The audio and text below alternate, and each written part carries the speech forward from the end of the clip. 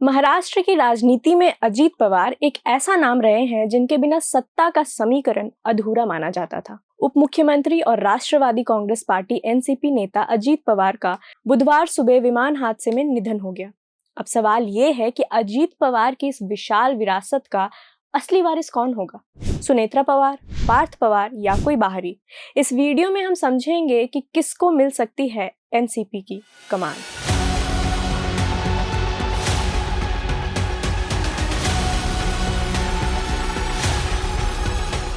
आज यानी 28 जनवरी को मुंबई से बारामती जा रहे थे अजीत पवार।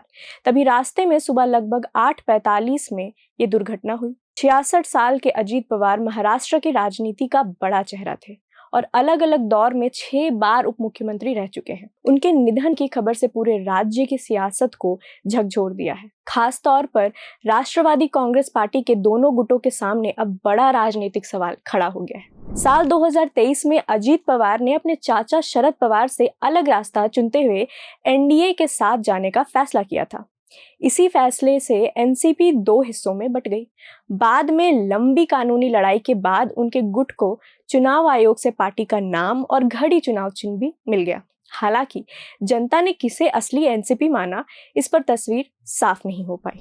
2024 के लोकसभा चुनाव में उनके गुट का प्रदर्शन कमजोर रहा, लेकिन विधानसभा चुनाव में 41 सीटें जीतकर उन्होंने जोरदार वापसी की। फिलहाल उनका गुट ही आधिकारिक एनसीपी माना जाता है और वही फडणवीस सरकार का हिस्सा भी है। ऐसे में उनका जाना सिर्फ निजी या पारिवारिक क्षति नहीं, बल्कि सत्तारूढ़ महायुति गठबंधन के लिए भी बड़ा झटका माना जा रहा है। महायुति में बीजेपी, शिंदे गुट की शिवसेना और अजीत पवार की एनसीपी शामिल है।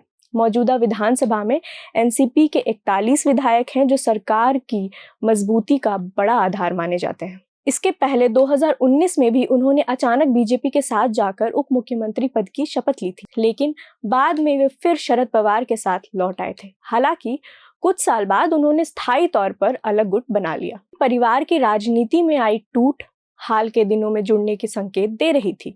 परिवार के भीतर रिश्ते फिर से सामान्य हो सकते थे।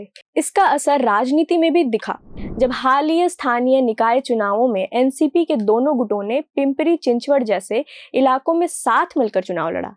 इससे अटकलें तेज हो गई थी कि भविष्य में दोनों गुट फिर से एक हो सकते हैं। एनसीपी में शरद पवार के बाद 2 बड़े चेहरे माने जाते थे, अजीत पवार और सुप्रिया सुले। जहां सुप्रिया सुले को दिल्ली की राजनीति में पार्टी का प्रमुख चेहरा माना जाता है, वहीं अजीत पवार को जमीनी नेता और संगठन संभालने वाला रणनीतिकार समझा जाता है। अगर पार्टी एकजुट होती तो माना जा रहा था कि दोनों की भूमिकाएं अलग अलग स्तर पर मजबूत हो सकती थी। इससे यह चर्चा तेज हुई कि चाचा भतीजे के रिश्ते फिर सुधर रहे हैं और शायद भविष्य में पार्टी दोबारा एक हो सकती है। हाल ही में एनसीपी नेता सुनील तटकरे ने कहा था कि एनसीपी एसपी के साथ विलय पर बातचीत कर सकती है, लेकिन राज्य में एनडीए के साथ ही बनी रहेगी। इससे पहले अजीत पवार भी संकेत दे चुके थे कि दोनों गुट जहां संभव होगा साथ आ सकते हैं, जिससे भविष्य में फिर से एक होने की दरवाजे खुल रहे थे।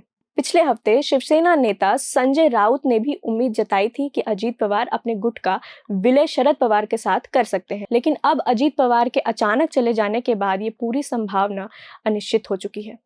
परिवार की बात करें तो उनके पीछे पत्नी सुनेत्रा पवार और 2 बेटे पार्थ और जय हैं। पार्थ राजनीति में सक्रिय हैं, लेकिन अभी बड़े स्तर पर स्थापित नहीं माने जाते।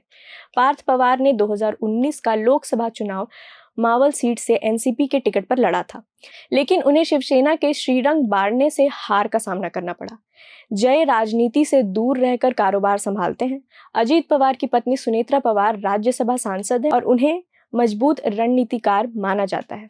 वह कई संस्थानों से जुड़ी जिम्मेदारियां संभालती हैं। उन्होंने बारामती लोकसभा सीट से चुनाव लड़ा था, लेकिन उन्हें शरद पवार की बेटी और एनसीपी एसपी नेता सुप्रिया सुले से हार मिली थी। आने वाले समय में नजर इसी पर रहेगी कि परिवार में कौन उनकी राजनीतिक विरासत संभालता है। अजीत पवार के बाद एनसीपी में नेतृत्व को लेकर मंथन महाराष्ट्र की राजनीति में सबसे बड़ी चर्चा का विषय है। सबसे बड़ा सवाल यही है कि उनके बाद पार्टी की कमान किसके हाथ में जाएगी।